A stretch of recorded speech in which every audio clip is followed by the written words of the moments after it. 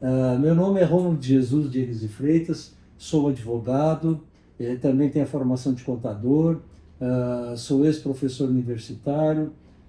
A minha especialidade essencial é direito tributário e direito comercial, especialmente contratual. Mas o meu foco, especialmente no nosso trabalho aqui, né, é o tributário, né?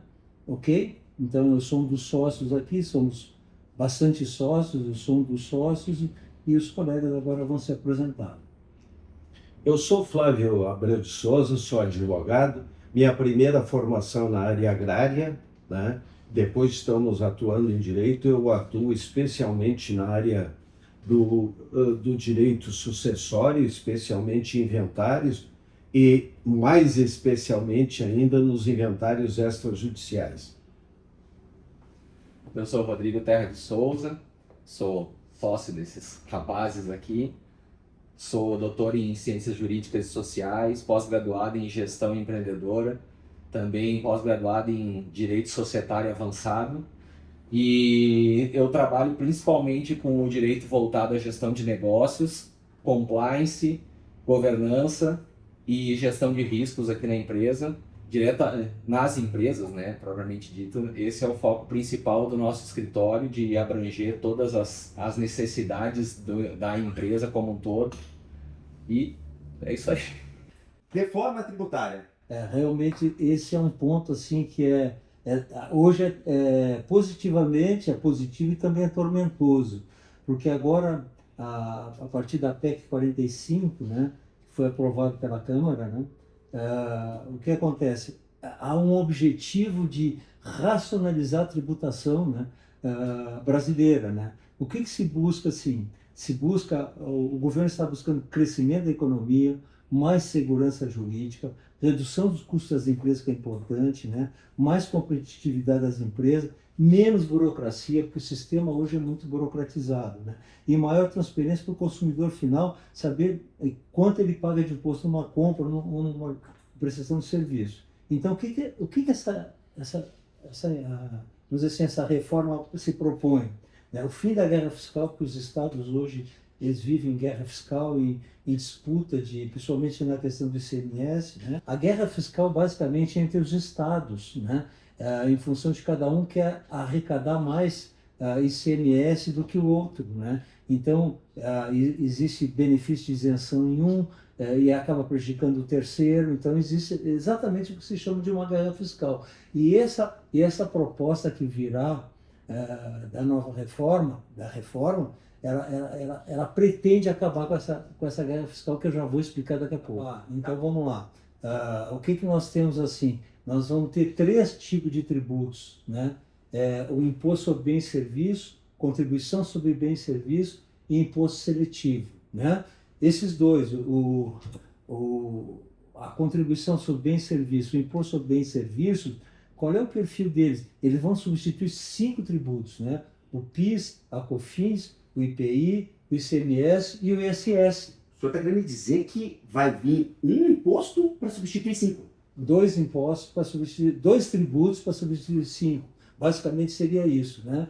Sendo que o imposto, né, sobre bem e serviço vai ficar, grosso modo, de competência dos estados e municípios, e a contribuição de bem e serviço vai ficar de competência da União.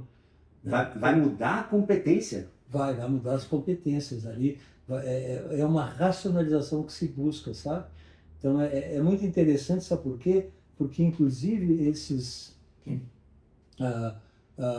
2 tributos, principalmente o IBS e o CBS, né, eles, vamos dizer assim, eles têm o mesmo fato gerador, os mesmos perfis, né? Então, veja bem, o que eles têm? Eles vão ter a mesma hipótese de incidência, o mesmo sujeito passivo, os mesmos regimes, as mesmas regras de não cumulatividade, de geração de crédito. Eles vão ter o mesmo perfil, só que um vai ser cobrado em nível de contribuição pela União Federal e o imposto vai ser cobrado pelos estados e municípios. Não está nada claro, isso é importante. Isso aí é a primeira a aprovação inicial pela Câmara, né?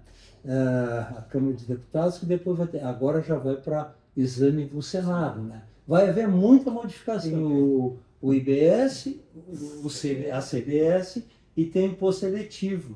Esse imposto seletivo, na verdade, eu diria que é um imposto regressivo, porque é uma forma de sobretaxação desses mesmos outros dois impostos. Ele vai aumentar os outros dois impostos, mas determinados produtos ou serviços. São os produtos que fazem mal à saúde, né, e basicamente ao meio ambiente. Então, Mas isso já não acontecia? mas acontece não da forma, vamos dizer assim, mais clara, mais específica, como se está se propondo agora. O ICMS existia, o ICMS ambiental, essa questão toda, mas hoje vai ser mais, vamos dizer assim, o que se vê é que, vamos dizer assim, o governo pretende fazer um diferencial com esse imposto aí, é o que eles chamam de imposto seletivo. Hoje, a proposta do governo é não aumentar a tributação. Entretanto, é ficar no mesmo nível de tributação. Aquele que trabalha com prejuízo do meio ambiente, aquele produto provavelmente vai ser tributado maior em função desse imposto seletivo. O IBS equivale ao famoso IVA. O IVA é um imposto que praticamente é cobrado na Europa, é um imposto de consumo, é cobrado nos Estados Unidos, é cobrado aqui nos nossos irmãos da América, né? Então vai haver ele equivale ao IVA, não vamos chamar de IVA, né? Imposto ao valor adicionado, né? Mas praticamente vai equivaler a isso. Então, vamos dizer assim, porque na verdade a área tributária, o mundo tributário no Brasil é um cipoal que ninguém se entende mais, né? Então eles estão tentando dar uma racionalidade para isso. O professor Becker, né, ele dizia que isso aqui é um carnaval tributário, né? É um carnaval tributário. Ninguém entende muita coisa, é muito confuso. Até, né, professor, a relevância da quantidade de leis, instruções normativas. Então, se não me falha a memória, a gente tinha mais de 500 mil informações tributárias no Brasil. Cada hora no Brasil sai normas e normas e normas tributárias, a nível municipal, a nível estadual e a nível federal. Tá, mas quando você está falando a cada hora, está falando no sentido figurado, né? Não que a cada hora realmente Não, sai. é verdade. Eu tô... Pode estar te chocando, mas é isso aí Mas mesmo. é verdade. A cada dia, se você entrar nos diários oficiais dos municípios, do Estado e da União, sempre tem normas criando lá, né? Alterando, regulamentando, normativa. Aí por isso que é a importância dos profissionais, do advogado e do contador, porque o contador também no dia a dia, né, está acompanhando isso aí, né? E o advogado também. Então, muitas vezes, às vezes até o próprio advogado e até o próprio contador se surpreende com algumas alterações que ele não se deu conta. É violento isso aí, é muita norma que vai surgindo. Então, esta questão, por exemplo, que o Dr. Rômulo está nos falando, diz respeito ao seguinte, a uma miscelânea, por exemplo, tributária, não só em leis, né? Mas em leis complementares, instruções normativas que nós chamamos das IN, que criam um trabalho burocrático tanto para o contador e o seu staff profissional dentro das organizações de contabilidade e mesmo dentro dos escritórios de advocacia, que é necessário fundamentalmente estar atualizado diariamente para poder atender a clientela tanto no setor contábil como no setor da advocacia. Então, o que acontece? Como nos outros países, especialmente nos Estados Unidos, na Europa Ocidental, onde nós temos, por exemplo, o sistema tributário, não vamos falar em imposto, né, porque o sistema tributário envolve mais do que imposto, envolve as contribuições sociais e uma série de outras questões importantes, onde os serviços de prestação de contas, de balancete, de manifestações fiscais se tornam, por exemplo, muito dispendiosa, onde nós temos que ter no setor administrativo das organizações empresariais muitas pessoas, e pessoas que têm que ter uma qualificação, uma competência muito elevada, Então, o que o doutor Rômulo está nos falando é justamente o que o Brasil precisa, no nosso entendimento. É simplificar isso. Chegar, por exemplo, a uma ideia do que se faz nos países de primeiro mundo, especialmente. Qual que é o país, Flávio? Desculpa te interromper, mas eu fiquei com essa coisa dos países. Qual é o país que é modelo?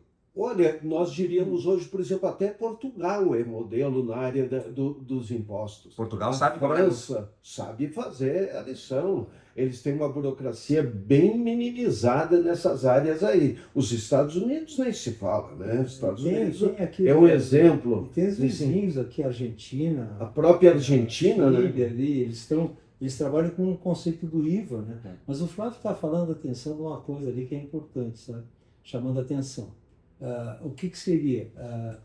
A estrutura das empresas hoje, das empresas médias e grandes, e pequenas também, elas têm que se preocupar muito, elas têm um dispêndio violento com acompanhamento da área tributária, né? Elas gastam muito. E, por outro lado, também, não é só elas, também, o poder fiscal, vamos dizer assim, o poder tributante, que é a União, Estados e Municípios, eles também investem milhares de dinheiro exatamente para manter esse tipo de controle, né? Esse, vamos dizer assim, esse cipoal, essa miscelânea. Custo operacional. Exatamente, custo operacional de uma fiscalização, né, de uma norma, de um setor tributário da União, Estado e Município é violento, somente na área federal. A estadual também, a gente até pela experiência que a gente tem, muito grande, né? Quer dizer que tem muita tecnologia, então. Muita, sem deixar de afastar a tecnologia. Mas uma coisa é você aplicar tecnologia em cima de um imposto. Outra coisa é você aplicar tecnologia em cima de 5 impostos, né? Então é diferente, né? Então você vai ter mais racionalidade. Tem outro ponto que eu acho que é importante até a gente comentar o perfil, está sendo mudado o perfil desses tributos aí. Olha aqui, ó.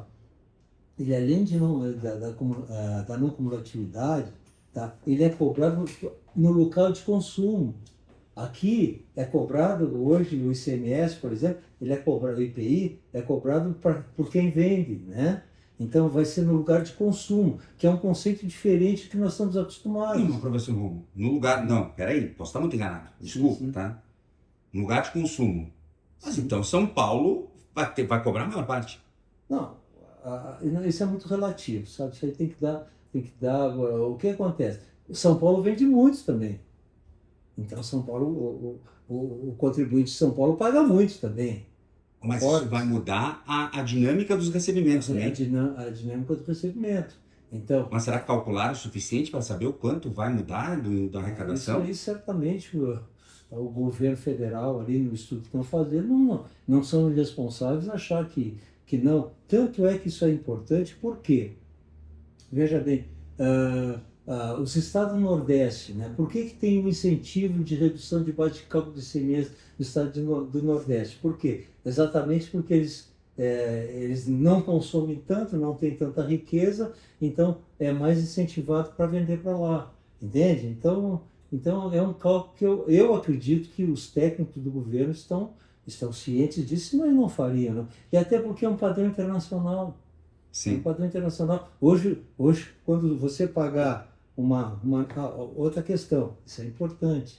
Por exemplo, todos esses dois tributos aí, eles vai pagar por fora. Então, por exemplo, o ICMS, né? O que o ICMS acontece? Quando você paga um determinado produto de R$100, lá embutido está 17%, 18%, 12%. Você não sabe do seu tributo. Agora não. Com essa proposta, qual vai ser a proposta? Se você paga, por exemplo, R$100, tá? Você vai pagar, uma alíquota de 5%, você vai pagar 105, está marcado 105 lá. Então você sabe exatamente quanto está pagando de imposto naquele momento que você está comprando. É muito parecido com o conceito americano, né, professor? Igual. Que tu vai na loja, tu compra o produto por $100 mais o imposto. Mais imposto. Exatamente. E aí tu vai saber qual é a alíquota que tu vai ter sobre o objeto. Né? É uma mudança de conceito, né? De conceito mesmo. Hoje no sistema tributário brasileiro, o consumidor ou quem produz dificilmente sabe quanto está pagando do imposto. O IPI, por exemplo, que é o Imposto sobre Produtos Industrializados, é uma dificuldade em tu saber quanto tu vai produzir e o custo dele, né? Mas o IPI é um exemplo, é o único exemplo que nós temos, assim, talvez o ISS hoje, que você cobra por fora. Né? Mas mesmo assim é complicado, porque tem a nota fiscal com o valor do produto, tem mais o IPI, lá embaixo tem o ICMS. Então, e o ICMS, conforme o tipo de destino, o ICMS, o IPI incide sobre o ICMS, aliás, o ICMS incide com o IPI ou sem IPI. Então, realmente E fora que todos os impostos eles impactam direto em toda a cadeia, né? Cada movimento a gente tem a incidência de imposto. Na verdade, Mas isso não vai resolver. Nós temos que voltar à situação hoje. Na verdade, hoje o Brasil, grotescamente,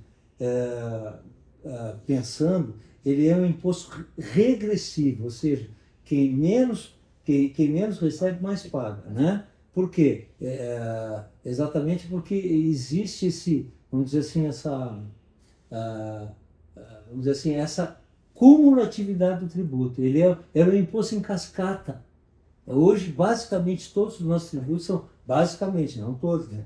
Mas basicamente são impostos em cascata. Isso quer dizer, doutor, pelo que eu estou entendendo, quem produz paga e quem consome também paga. E esse pode ser a mesma pessoa. Poderia dizer dessa maneira, talvez? Talvez sim, mas nós temos que ter ideia que vamos tentar pensar em termos de simplicidade. Ou mesmo, eu estou tentando pegar o espírito, nós estamos tentando pegar o espírito da reforma, né? Que vai haver alterações, não tem dúvida. Né? Mas qual é o sentido? Chegou no consumo lá, num consumo de serviço ou de uma mercadoria, eu comprei um serviço, comprei uma mercadoria, eu sei que eu vou pagar aquele valor mais o tributo. É como você está nos Estados Unidos, você está na Europa, às vezes aqui nos nossos irmãos aqui, né, você paga a mercadoria mais o imposto. Esse aí é a inspiração. E também é importante saber também algumas outras questões, assim, por exemplo, vai haver alíquota zero em alguns. O percentual se pretende ser, pelo que se percebe, vai ser um percentual bem homogêneo, não como tem hoje, 10, 5, 10, 30, essa coisa toda, né? Tem alíquota zero, pessoas físicas que desempenham atividades agropecuárias, pesqueiros, florestais, extrativistas, vegetais in natura, produtor rural, pessoa física com receita anual até 2 milhões, né? Cesta básica, e produtos hortícolas, frutas e ovos. Essa é a proposta. Tem alíquota zero para esse pessoal todo, né? Tem algumas situações de redução de alíquota para educação, saúde, medicamentos, transporte público coletivo. Essa é a proposta que hoje está colocada na reforma, né? Para aviação regional, produtos agropecuários, né? Insumos agropecuários, outros insumos também. Então, existe alguns, vamos dizer assim, setores, produtos, né? Serviços também que vão ser beneficiados. Beneficiados não vão ter aquela carga normal, vai ter uma carga, vamos dizer assim, diferenciada até pelo princípio da seletividade, ali que ainda se pensa sobre isso. E mais interessante aqui também, que vai ter o que eles chamam de cashback. Cashback. Cashback. Para o cara o turista que vem para o Brasil. Pode até ser, isso aí eu não sei se vai ter. Pode ser também, porque na Europa tem, nos Estados Unidos, né? Uma devolução da parte dos tributos pelas famílias de baixa renda. Então, veja bem, esse cashback, a inspiração dele é a devolução de parte dos tributos para as famílias de baixa renda. Aí você vai dizer, mas como é possível? Não sabe, porque, veja bem, o que temos que observar é o seguinte. Posso fazer um corte aqui? Claro. Olha, outra questão aqui. A Zona Franca de Manaus vai continuar com os mesmos benefícios.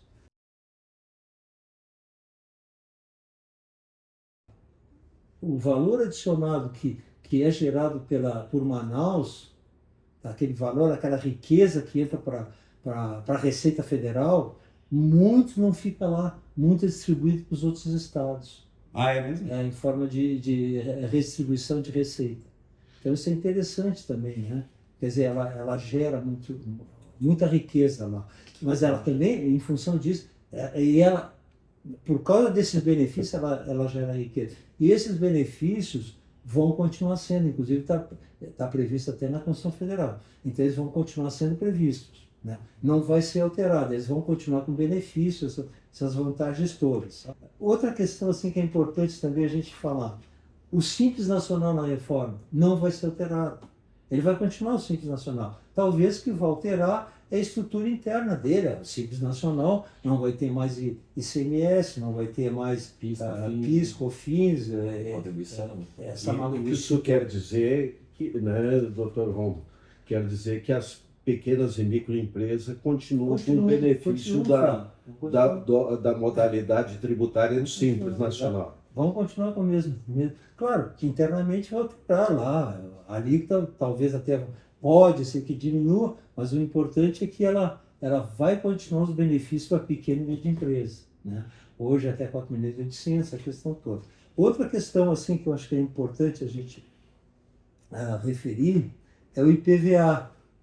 O IPVA hoje não é cobrado de veículos aquáticos e aéreos, como jatos, helicópteros, iates e jet ski. Então, essa reforma aí, até uma questão de justiça, o IPVA também vai, além de automóvel, ele não vai sair o IPVA. Então, a proposta não é terminar o IPVA. Todo mundo vai pagar IPVA. Só quem vai pagar também IPVA são os veículos aquaviários, aéreos também, né? Mas daqui a pouco então tá pagando até bicicleta, IPVA, né? Não, eu acho que não. Tem a questão dos veículos elétricos, né? Também. Que hoje no Rio Grande do Sul tem a isenção, né, do pagamento para veículos elétricos, né? Se essa modalidade vai ser continuada, né, no aspecto, né? Isso aí que tu está falando, Rodrigo, é importante. Por quê? Veja bem, o que está sendo alterado é a emenda constitucional. A emenda constitucional né, no momento que ela adentra na Constituição, é a própria Constituição. Entretanto, ela por si ela não vai criar nada, ela só prevê. Quem vai criar e vai começar a regulamentar são, primeiro, as normas complementares. As normas complementares vão ser importantíssimas para definir isenção, para definir a alíquota zero, para definir outras vantagens, ou definir fatos geradores, essas questões todas. Então, a questão, vamos dizer assim, a Constituição Federal, essa alteração que eles estão propondo, é um guarda-chuva. Depois vem a lei complementar regulamentando aquele grande guarda-chuva. Depois vão vir as leis ordinárias, né?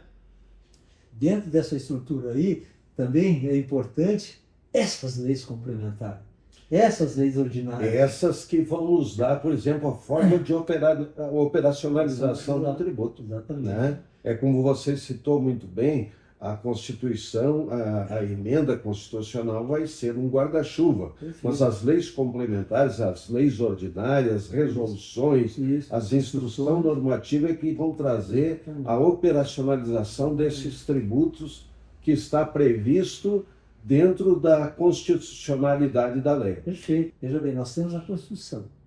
Depois, nós temos a lei complementar. Aí nós temos que ver o que virá através dessa lei complementar. Entende? Ela que vai fazer a regulamentação mais grossa, vamos dizer assim, né? Depois vem a lei ordinária. Porque ali é que vão ser definidos os critérios mais detalhados. E esses critérios podem ser benéficos ou podem ser não benéficos, né? Vai depender muito agora vamos dizer assim, do Poder Legislativo, quando ele explicitar essa lei complementar. Eu diria assim, é importantíssimo, né, a Constituição Federal, mas é fundamental também acompanhar a lei complementar. Né? E aí, né, doutor, uma pergunta, por exemplo, de esclarecimento para nós, quer dizer, aí que vem o trabalho do parlamentar, né, do Senado, da Câmara Federal, do Senado da República, onde eles vêm cuidar muito, né, doutor, da questão, por exemplo, o que vai dizer na operacionalização, na aplicação dessa legislação infraconstitucional, né, que vai... E outra forma, te complementando ali, e aí também não se pode negar que tem grupos de pressão, né? Vai ter grupos de pressão do setor da indústria, setor do transporte, setor dos serviços. Hoje mesmo, né? Se você pegar hoje, do jeito que está pensado hoje, vamos dizer assim, essa reforma, uma observação, ela vai sofrer muitas modificações. Mas do jeito que está pensando hoje, o prestador de serviço está se vendo assustado, né, em função de que muitas vezes a não cumulatividade, né, em determinados setores, como a advocacia, no transporte, né, eles estão sentindo que eles vão ser mais tributados que a indústria. Eu ouvi falar de gente dizendo aí que prestador de serviço vai ter cara pagando 30%. Né? Exatamente, é por isso que aí tu falaste correto. Então, exatamente vem em conta que a gente está falando. Então, o que significa isso? Significa que vai haver pressão de grupos, é natural. Vai dizer assim, mas como é que eu estou pagando aqui uma alíquota?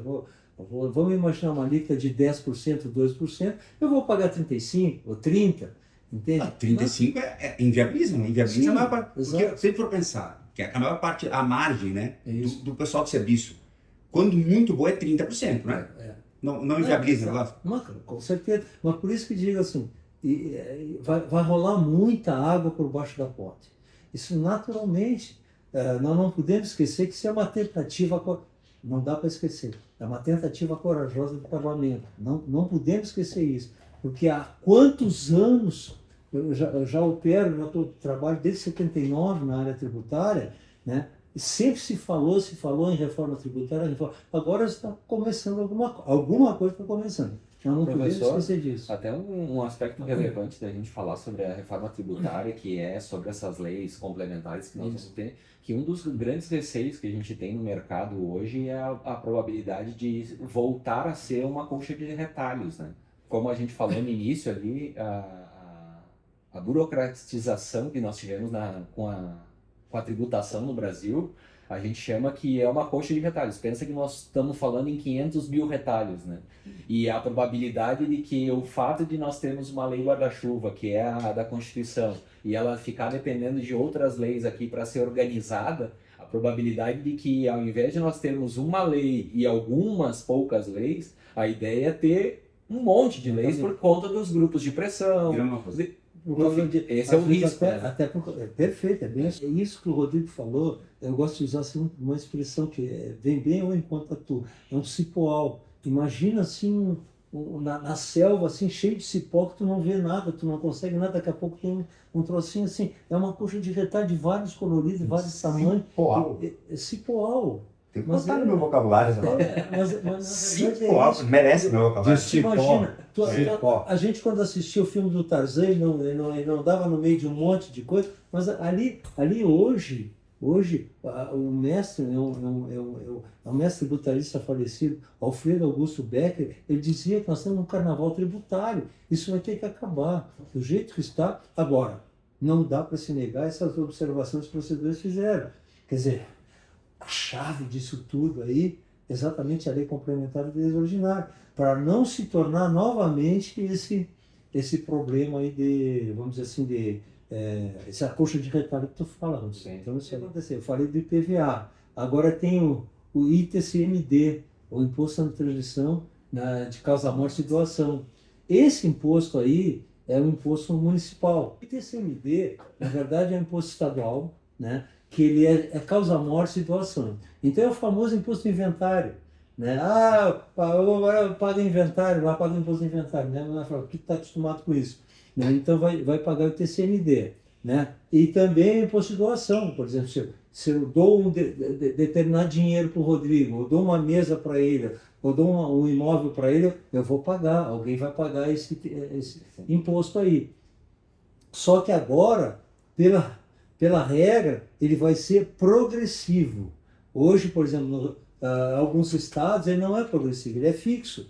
Agora, alguns estados têm progressividade, mas a Constituição já vai prever que ele tem uma progressividade, ou seja, quanto maior for a herança, mais vai ser tributado. O IPTU, aí é uma revolução que é interessante. Revolução não, é uma mudança de critério. Por exemplo, hoje o IPTU, para você alterar a planta do IPTU, né, para alterar a base de cálculo do IPTU, tem que ser através de lei. E toda lei, tu sabe tão bem quanto eu, né, Flávio, toda lei, né, Rodrigo, ela tem que passar pelo legislativo do município. É muito complicado. E às vezes o IPTU ele valoriza, o imóvel valoriza rapidamente. Então, a proposta dessa reforma é que a base de cálculo do IPTU seja por decreto.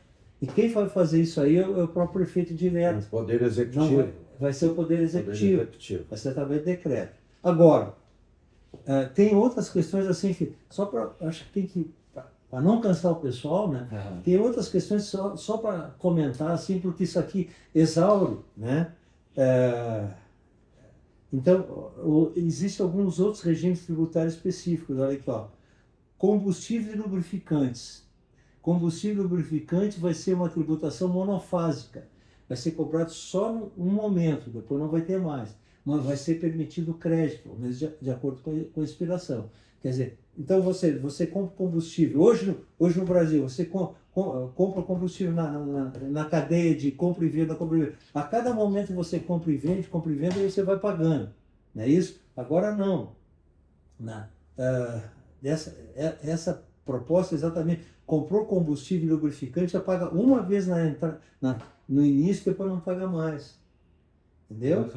Tá? Aliás, isso já está sendo aplicado com o ICMS. O combustível do ICMS hoje, o ICMS é monofásico hoje, né? E essa inspiração também já está lá na reforma. Compras governamentais vão ser incentivadas também, com benefícios. Entidades ligadas à igreja não pagarão IPTU, IPVA, Imposto de Renda e Imposto de Transmissão. Essa é grupos de pressão, né? Para a gente entender que é grupos de pressão, né? Agora é importante aqui, quando é que vai, isso é importante, quando é que vai começar essa transformação? Quando é que vai acontecer essa reforma? Né? Quando é que ela vai? Aí ela é paulatina, ela é vagarosa, ela é passo a passo. Então, para vocês saberem, olha aqui, ó, em 2026 vai ser a instituição da contribuição de bens e serviços, só da contribuição de bens e serviços, a uma alíquota de 9,09%, e do IBS também, a uma alíquota de 0,1%. Essa reforma, a gente tem 2026, tá? Pô, muito bacana.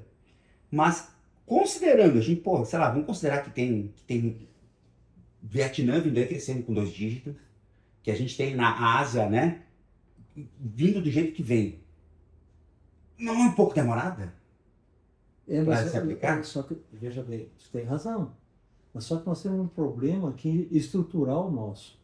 Nós temos um problema político, nós temos um problema de organização, nós temos um problema de desorganização. Entende? O Brasil é muito grande. Então, é isso que nós estamos insistindo sempre. As pessoas sempre reclamaram esse emaranhado de legislação, esse emaranhado de... Você quer ver uma coisa? O PIS e a COFINS são tributos diferentes, mas eles têm o mesmo fato gerador. Eles são iguaizinhos, se um tributa, outro também tributa.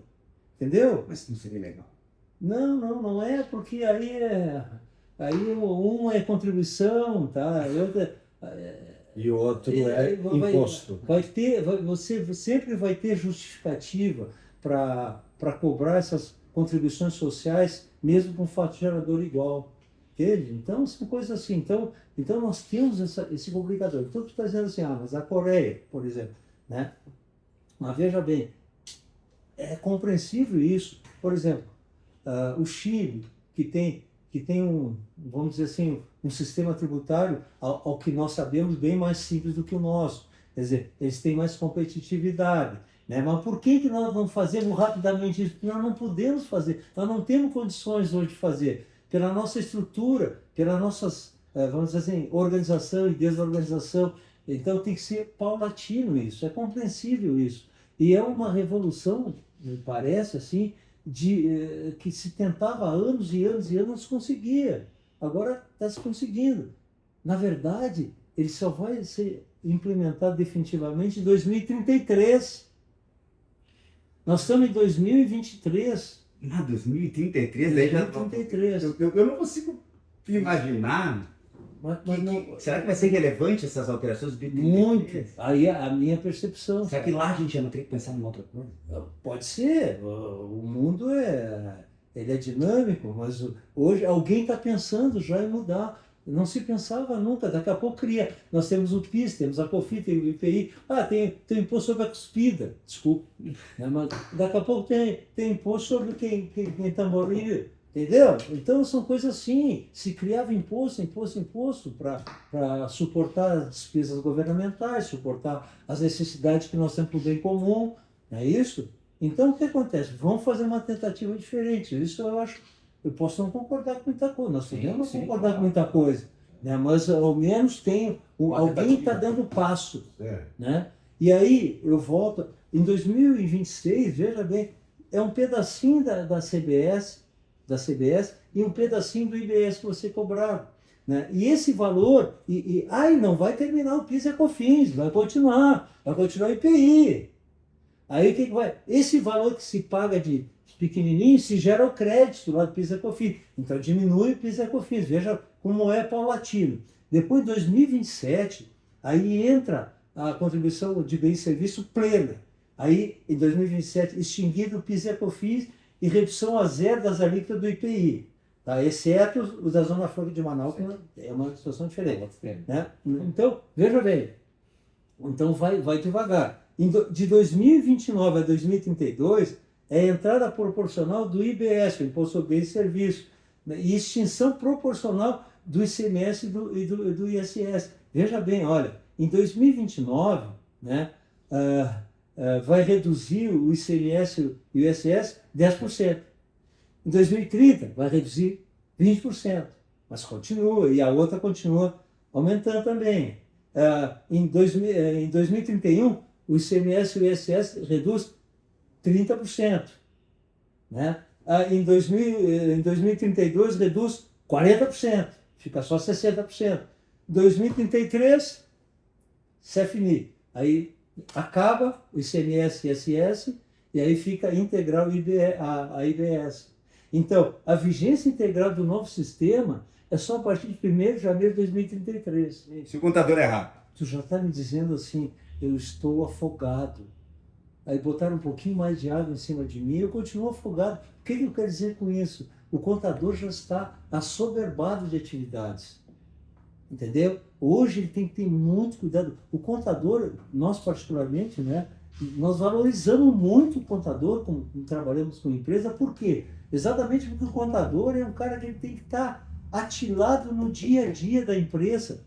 Sabe? Até um pouco diferente de nós, advogados, ele está no dia a dia, porque se ele errar naquele momento ali, ele gera uma despesa violenta, que nós temos experiência aqui.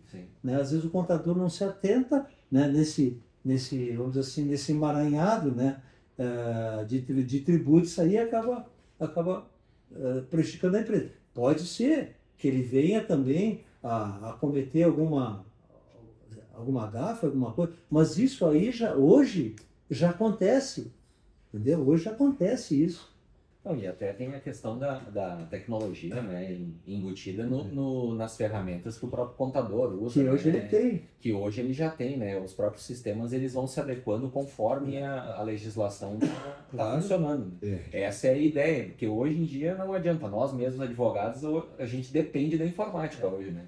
Então, o contador mais ainda. E o contador mais ainda. O próprio sistema vai se adequar a essas alterações. Né? Mas não significa que ele não possa errar, porque... Sim. E eu quero pontuar, eu acho que é pertinente uma questão fundamental nisso. No momento que uma reforma tributária te diminui, por exemplo, o número de tributos a serem cobrados, que é a proposta, que até onde eu tenho observado, né? Você diminui, por exemplo, a possibilidade, as probabilidades de errar. Porque hoje, se nós pegarmos, por exemplo, na área federal, nós temos aí em torno de 16, 17 tributos com denominações diferentes. Fora 3 no estadual e 3 lá no municipal. Então, se essa reforma, né, que está sendo discutida no Congresso Nacional, projetos de governo, fizer uma redução dessa nomenclatura de tributação no país, nós já estamos facilitando o trabalho. Uma segunda questão que o Dr. Rodrigo nos falou muito bem é a questão das facilidades que nos traz através da tecnologia da informação. Mas, em contrapartida, né, Dr. Romulo? Em contrapartida, o que acontece?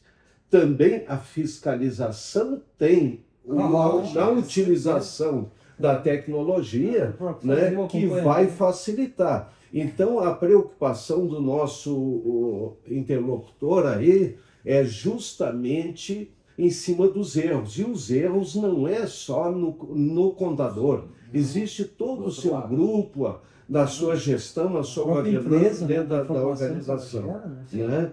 Que hoje toma conta dos lançamentos fiscais, né? Em tudo isso aí. Então, eu queria pontuar essas questões que são fundamentais, eu acho, para as pessoas que nos ouvem. Flávio, só para enriquecer um pouquinho, assim, hoje, no Brasil, que veja bem, grotescamente assim, existe o que nós chamamos de tributo. O tributo é dividido, grotescamente, existem outras classificações: impostos, taxas e contribuição de melhoria. Sabe quantos tributos existem no Brasil? Mais de 80 tributos no Brasil. Mais de 80 tributos no Brasil. Somente em nível de taxas, né? Então vocês vejam como é isso aí assustador. Claro, não vai se apagar de repente, né? Sim. Mas vai se... Esse caminho aí que está sendo feito vai ser de inspiração para outras. Vai se englobar muitos deles numa nomenclatura só, né? Como você falou muito bem no início da sua fala. Então, deve melhorar. Eu acho que pior do que está, como se diz, não fica, né? Uma outra questão assim que eu acho que dá para a gente pontuar, e isso nós, os empresários e toda a sociedade em geral, quanto maior o tamanho do Estado, maior tributação existe, né? No liberalismo, a doutrina do liberalismo econômico é justamente ao contrário. O Estado, eu estou falando da República Federativa no Brasil, no nosso caso, o Estado diminuindo, a tributação pode ser menor. Se o Estado cada vez for mais forte e mais pessoas dentro da nação brasileira depender do Estado, mais tributação será acrescida. Isso é uma questão que quem está nos vendo e nos ouvindo tem que ter consciência disso. Estado grande, tributação forte. Indiferente de posicionamento político. Independente disso. Isso é regra técnica. É regra desde o tempo da Idade Média, por exemplo. Você escreveu É engraçado isso que o Flávio está falando. Mas aí acho que eu fugi um pouquinho, mas é só para mim. Vai ser um parênteses, né? Fica tranquilo. Por exemplo, Roma, quando ela estava em plena queda, o que acontece? Era um enorme Estado, né? O Estado romano, né? Então, quando ele estava em queda lá, que ele tinha que arrecadar, só curiosidade, ele arrecadava tributos sobre quantidade de telhas, sobre matérias fecais. Sério, eu não gostaria de ser fiscal na época. Né? Ainda bem que eu fui fiscal de ICMS. Né?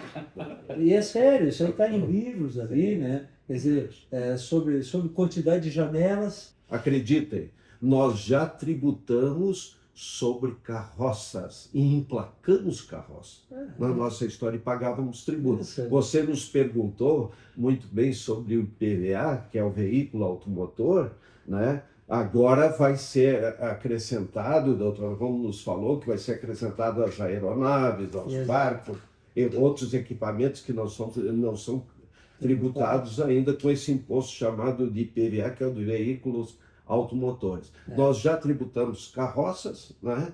Já tentamos tributar tratores que não saem de dentro da propriedade agrícola, né?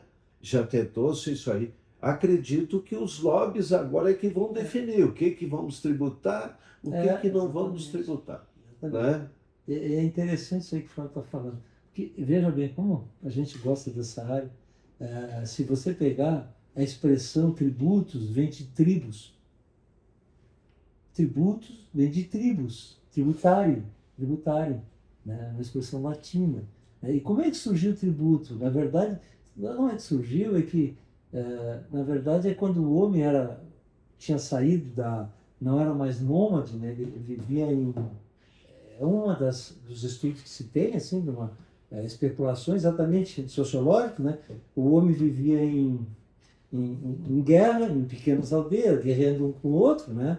Então, só que alguém tinha que sair para caçar, ok? Então, esse saiu para caçar e alguns outros ficavam cuidando da família. Então, esse que saiu para caçar, como alguém ficava cuidando vamos dizer assim, da sua aldeia, esses voltavam e o que eles faziam? Eles distribuíam a caça na tribo, né? E aí Faz sentido. ela tem uma lógica, né? E também seria a lógica também da própria o surgimento vamos dizer assim, dizem também que foi o surgimento da realeza, né? Quem ficava ali, ele já ficava dominando, já era o prefeito, já era o dono, e já ficava o rei também, né? Mas isso é outra conversa aí, né? Mas só para fechar assim, se você permite, eu acho que é importante observar essa questão da reforma tributária. Ela não é definitiva, ela vai haver muita mudança, né, Flávio? Né, Rodrigo? Vai haver bastante mudança, não tem dúvida, né?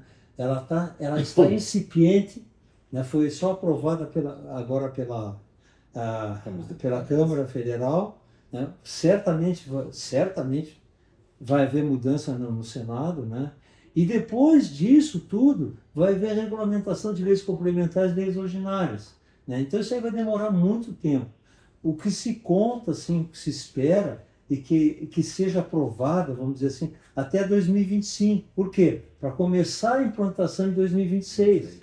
Então, veja bem, então nós temos muito tempo, né? Por que eu estou dizendo isso? Primeiro, para a gente também não ficar, o empresário, ou nós como consumidores, não ficar angustiados agora, né? Porque isso aí é paulatino, isso aí é devagar que vai acontecer. E também não esqueçamos que nós estamos ainda sob a égide desses tributos aí, atuais que estão vigorando, né? E é sobre isso que também a gente vai discutir também, né, Flávio, né, Rodrigo? Né? Então, acho que a questão da reforma tributária, acho que é mais ou menos isso, pessoal, né?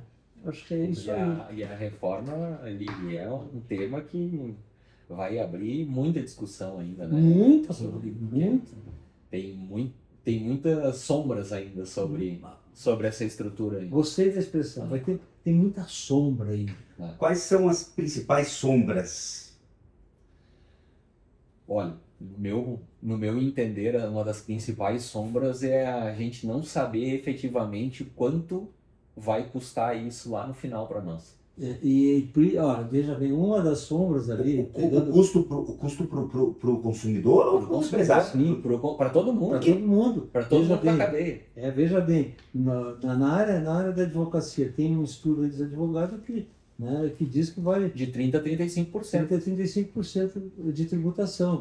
Na área do transporte, do jeito que está colocado hoje, o transportador também vai sofrer um monte. Vai aumentar No cenário que está se apresentando nesse formato, né, de inviabilidade de certos negócios no Brasil. E o Rodrigo complementando assim, o que é sombra, que pegou muito bem, sombra, vai estar muita gente na sombra fazendo pressão, e é natural.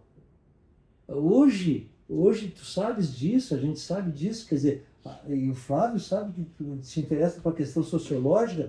Existem grupos de pressão que vão dizer assim, eu não quero pagar, mas eu quero diminuir a tributação. Grupos de pressão natural. Agora vamos falar sobre as teorias da conspiração, né? Que estava falando sobre a questão da liberação do lobby no Brasil, né? Pode ser que foi um caminho preparatório para se implementar a reforma tributária, para se depois, quando for trabalhar com as leis ordinárias e complementares, o lobby ser funcionado. Vai ter lobby. Nós não podemos ser hipócritas e inocentes de achar que isso não pode ter um relacionamento direto com as tomadas de decisões ainda. Vocês querem ver um exemplo, Rodrigo, que está falando aí?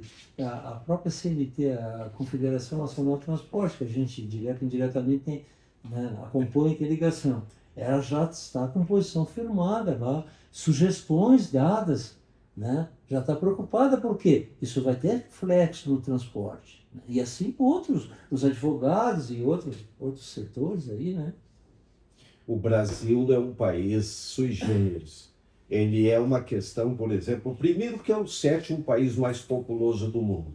Isso já é uma variável bastante importante a ser avaliada, sem falar nas dimensões territoriais. Mas nós temos também assim, uma sociedade extremamente diversificada, né? Além da sociedade em várias classes sociais, tem classes sociais que não tem hoje nem nomenclatura e que a gente não sabe, dentro de uma leitura socioantropológica da sociedade brasileira. E uma outra questão, por exemplo, importante que existe no nosso país é a diversidade que tem nos produtos. O que nós produzimos? É muita coisa grande. Tanto no agronegócio, no agrobusiness, como também, por exemplo, na parte da indústria e a prestação de serviços, né, que nós temos é muito diversa, é diferente de um país menor, um país menos populoso, um país de extensão territorial pequena, né? Por isso que eu sempre tenho falado, pessoal, assim, ó, não tem como se comparar o nosso país com um país, às vezes, da Europa Ocidental, com extensões territoriais. Mas aqui eu faço uma observação. É possível se comparar com os Estados Unidos da América do Norte. Isso é possível, porque o que acontece? Eles tiveram, embora extensão territorial, 333 milhões de habitantes, mas tiveram uma história diferente, fundamentalmente na Revolução Industrial, né? A Revolução Industrial chegou no Brasil, chegou nos Estados Unidos e não chegou no Brasil, por algumas razões que a gente pode citar em várias. A questão a própria questão apenas um exemplo, né? O poder agrário, mas a fundamental que eu sempre cito é a questão do combustível à flor da terra, né? A flor do solo, a questão do carvão mineral. Com a reforma, com a Revolução Industrial, eles tinham combustível na flor do solo. E nós não tínhamos. Então, a Revolução Industrial no Brasil não aconteceu. Isso a gente está falando em função de ser mais difícil até o acesso a questão geopolítica também, né? Que dificultava também E tem, claro, o carvão mineral é menos, até para eu entender essa parte, né? Nos Estados Unidos a disponibilidade de carvão é maior do que aqui. Não, porque o que aconteceu? A Revolução Industrial, basicamente, o combustível era o combustível para as máquinas a vapor. Se tu tem combustível com facilidade de exploração, de extração, né, e utilização, você ganha anos-luz na frente em termos de desenvolvimento. Não tem uma selva tropical para remover, para tirar o combustível. O Brasil não teve a questão do carvão mineral com facilidade para ser extraído até hoje. Na época era isso aí, como hoje é o petróleo e agora entrando toda essa questão das energias alternativas que está se buscando dentro de um novo conceito, por exemplo, de preservação do planeta, né? Estamos buscando outras formas de energia. E energia hoje, para acrescentar a nossa fala aqui, já que nós estamos falando de tributação, isso está inserido dentro do contexto socioeconômico da própria tributação, o que acontece no nosso país? Nós temos ainda dificuldades em fazer uma extração, dificultado às vezes até por falta de tecnologia em alguns segmentos, em alguns setores, o que outros países dominam, né? Hoje no mundo todo se fala na ecoeconomia, né?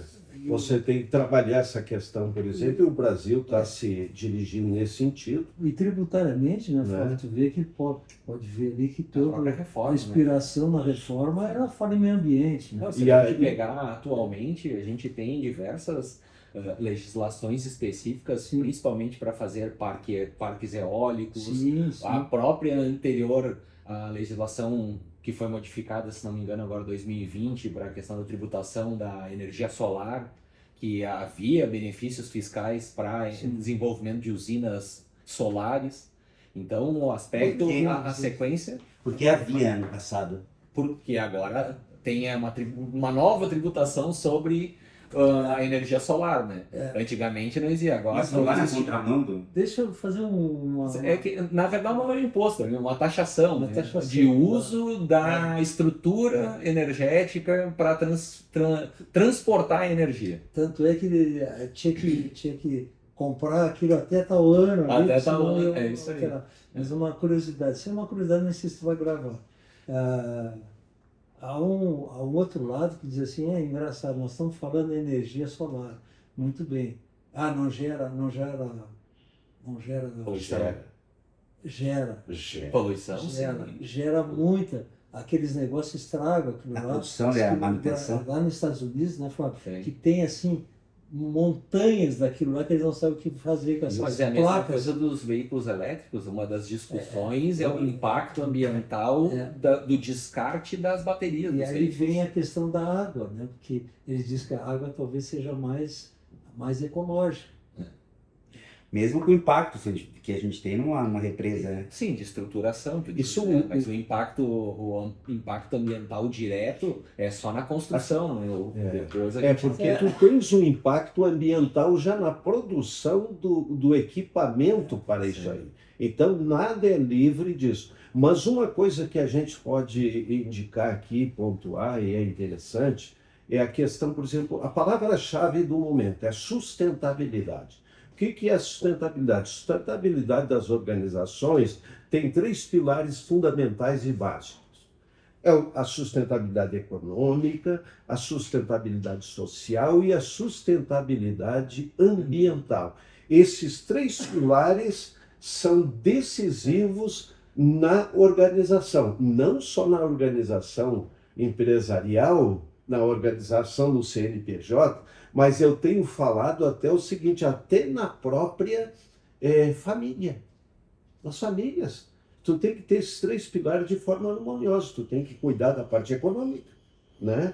Na remuneração familiar, tu tem que cuidar da parte social, vamos citar um exemplo, quer dizer, eu preciso colocar o meu filho na escola, porque ele tem que aprender, se alfabetizar, e eu tenho que cuidar da questão ambiental, né? E ambiental em todos os sentidos, né? O sentido assim, micro e macro ambiental que tem. Isso aí a palavra sustentabilidade é uma palavra que envolve o ESG, a governança, a questão da questão da responsabilidade social, da responsabilidade ambiental, que estão de acordo com os 17 objetivos do desenvolvimento sustentável da própria Organização das Nações Unidas. 17 objetivos decisivos e fundamentais nesse sentido. Essa fala que nós estamos fazendo, doutor Ron, doutor Rodrigo, tem a ver com a tributação? Claro que tem, né? Esse é o escopo fundamental. Como é que nós estamos pensando para administrar esse planetinha, que é onde nós vivemos, onde já temos 8 bilhões de pessoas para alimentar e mais 70 bilhões de animais para se alimentar. Animais domésticos, animais que precisam O Flávio está ser falando isso aí. alimentados. Né? Está falando isso aí, é o meio ambiente, sabe? Flávio? Me lembro de um autor. Aí, se quiser, depois não grava, tá? Não tem problema. Ele diz que nós temos 3, a questão de ecologia, nós temos 3 ecologias, né? A ecologia material, a ecologia das relações humanas e a ecologia psíquica. Então ele diz exatamente, eu acho que é esqueci um autor francês agora. Então o que ele diz? Hoje nós estamos com o problema da ecologia física, porque lá a nossa ecologia mental ela está com problema. E isso aí também interfere na minha relação contigo e na ecologia de relações humanas. Então veja bem, às vezes o que está refletindo no material é decorrente da nossa... Bom, qual é o objetivo de uma holding, basicamente? Ela tem alguns objetivos. A holding se cria uma empresa, né? Se denomina holding, pode ser uma limitada, uma SA, não importa, né? A empresa, a AFP, a participações societárias, pode ser, né? Qualquer nome assim. Qual é o objetivo dela? Primeiro, um dos objetivos é a gestão do patrimônio familiar, né, Flávio? A gente já se envolveu nisso, quer dizer, às vezes uma família né? Que ela tem outras empresas, ou tem uma empresa, ela tem vários imóveis, o que eles querem fazer? Eles querem gerir o seu patrimônio, né? Sob a égide de uma empresa, em vez de fazer individualmente, né? Então também ela tem o objetivo de fazer o planejamento sucessório, que aí pode gerar economia. Aí não entra aquela parada do inventário. Entra, por quê? Aí o que acontece? Vamos dizer assim, quando morre alguém, isso é grosso conta, porque ela tem uma certa complexidade. Cada situação de uma, né, nós vivemos isso, cada situação de alguém que vem dizer assim, vamos fazer uma holding, ou não vão fazer, às vezes tem uma situação que nós temos assim, não aconselhamos a fazer holding. Perfeito. Né, porque não era cabível, sabe? Então cada situação é uma situação, por exemplo. Então, a holding não é uma panaceia. A holding não é um remédio para todos os males, mas é um bom, vamos dizer assim, é um bom instrumento para se administrar os seus bens da família, né? Inclusive o planejamento sucessório. Não só da família, né? Como uma holding empresarial mesmo. Holding empresarial Sim. também, exatamente. É uma ferramenta É muito utilizada. importante, né? Exato, perfeito. Principalmente Tem trabalhar razão. com os econômicos. Tem razão. E quando se fala, por exemplo, e ela muitas vezes, no caso de uma família, ele evita litígios sucessórios, né? Porque aí o que acontece? O que vai ser distribuído, basicamente, não é o imóvel A, B, C, vai ser distribuído, vai ser as cotas, né? Então isso evita algumas brigas, sabe? Claro, cada família ou cada organização vai ter sua especificidade, né? Você tem que se respeitar. Tudo vai entrar numa holding, pode ser que nem tudo entre numa holding, né? Mas vamos combinar que é mais fácil discutir uma cota do que um apartamento. Do que um apartamento, exatamente. Então,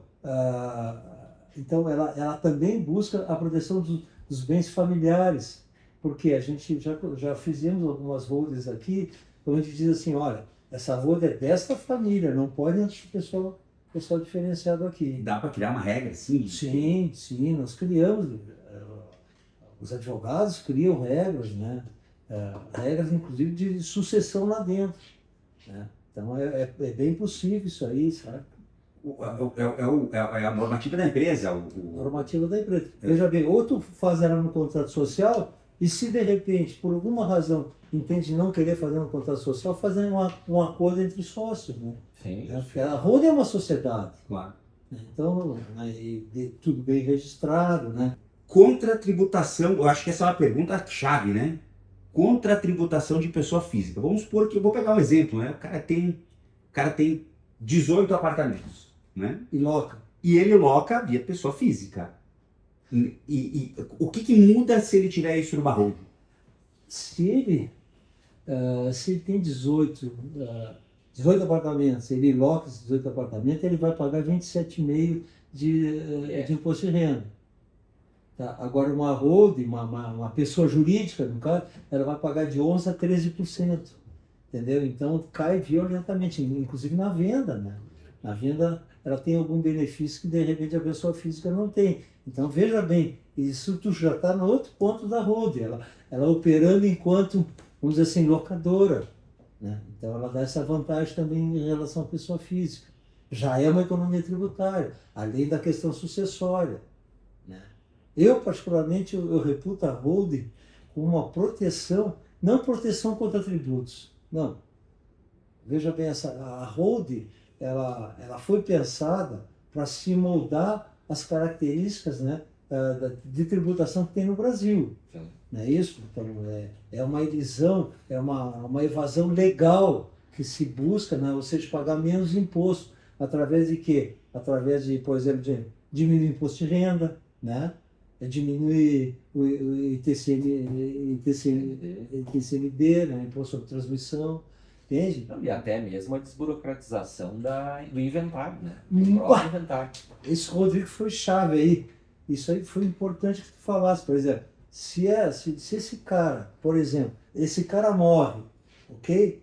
Deus o livre, Né? O que vai acontecer? Vai ter que contratar um advogado, né, Rodrigo? Sem dúvida. Aí vai ter que fazer todo aquele inventário. Com uma holding, não digo que não vai ter inventário, mas de repente pode minimizar, inclusive, aquelas cotas vamos dizer assim, do patriarca ou da matriarca, né? Pode minimizar, transferindo devagar para os seus sucessores, né?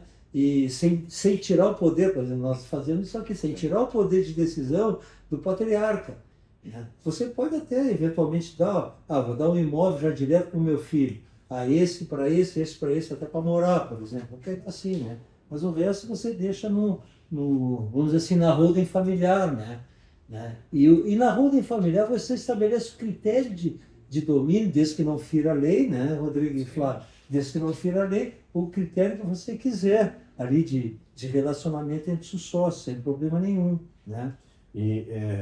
Então, o que acontece? A pergunta básica que nos fazem sempre ao advogado é o seguinte: me livra do inventário ou não? Resposta categórica: não livra do inventário. A única questão que acontece é que, em vez de você inventariar os bens, você inventaria as cotas sociais daquela organização empresarial que se chama holding. E no formato que está no contrato social. No formato que está no contrato social. O que nós queremos dizer com isso? Além de evitar, por exemplo, esses conflitos, por exemplo, quem fica com qual no bem, você vai ficar os herdeiros legítimos, né, e aqueles por representação vão ficar com as cotas sociais, né? O que isso traz? Continuidade da organização empresarial.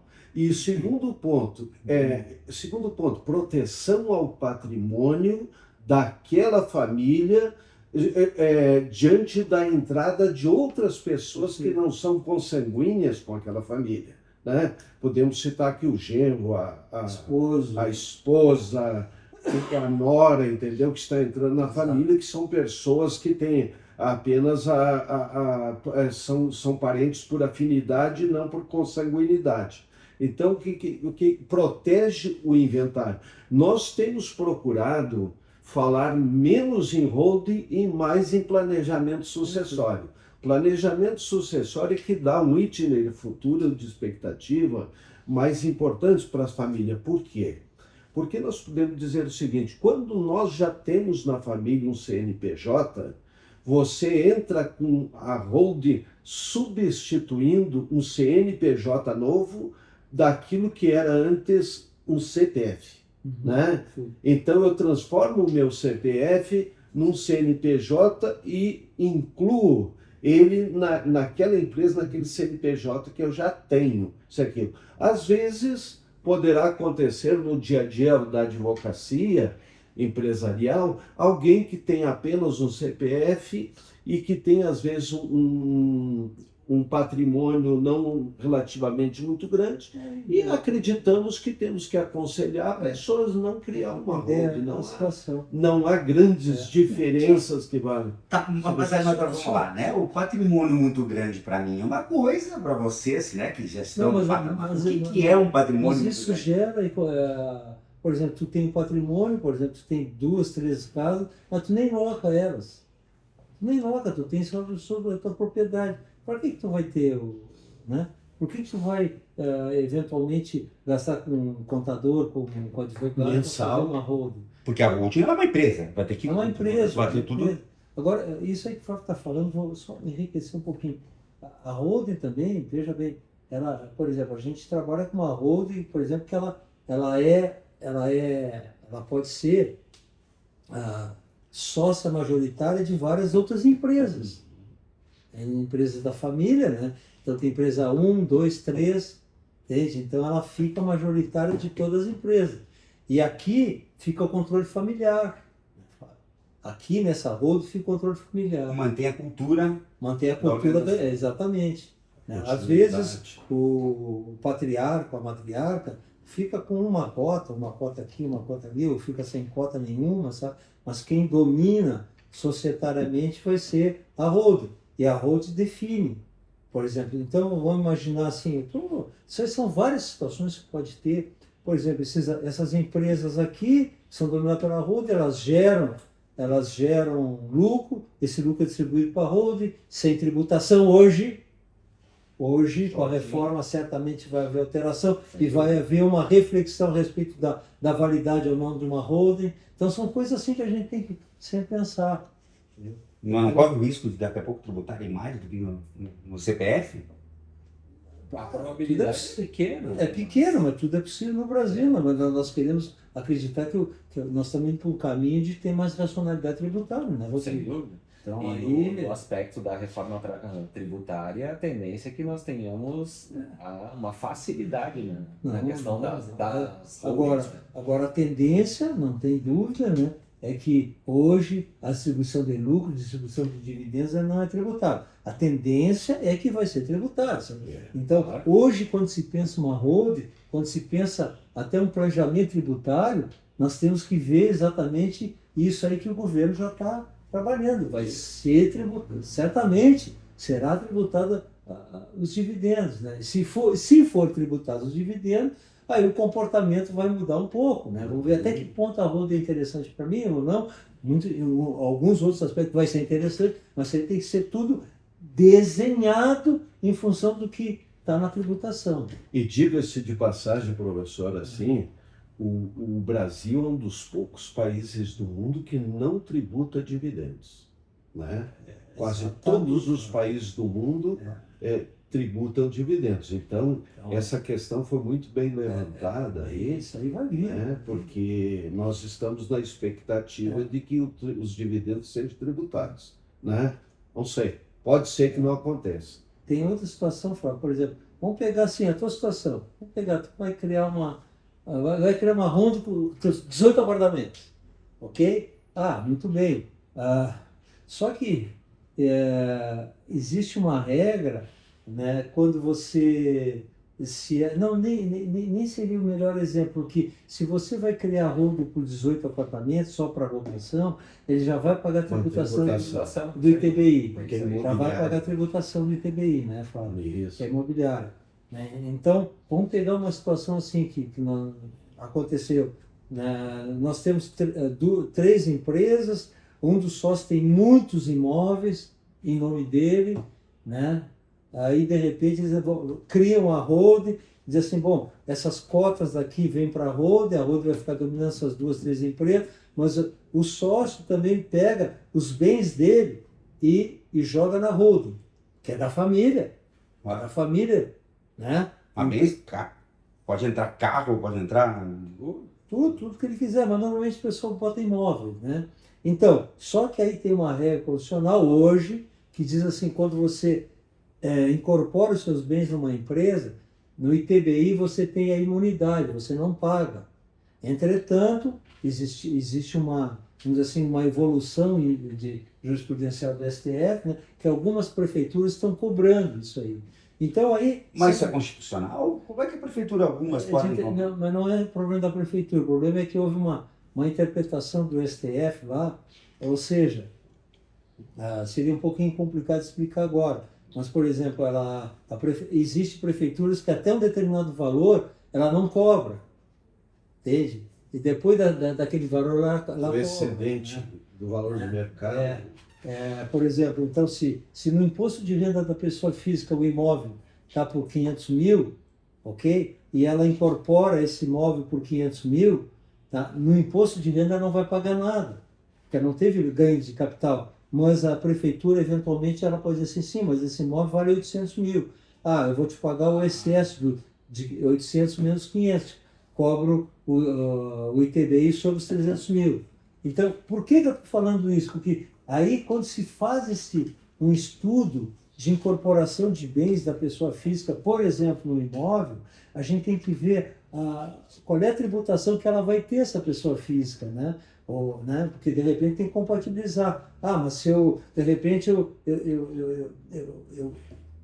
saio daqui do meu imposto de renda, esse bem de 500 mil sai daqui de 800 mil, entra 800 mil aqui na holding. Bom, não vou pagar ITBI. Mas eu vou pagar ganho de capital de 300.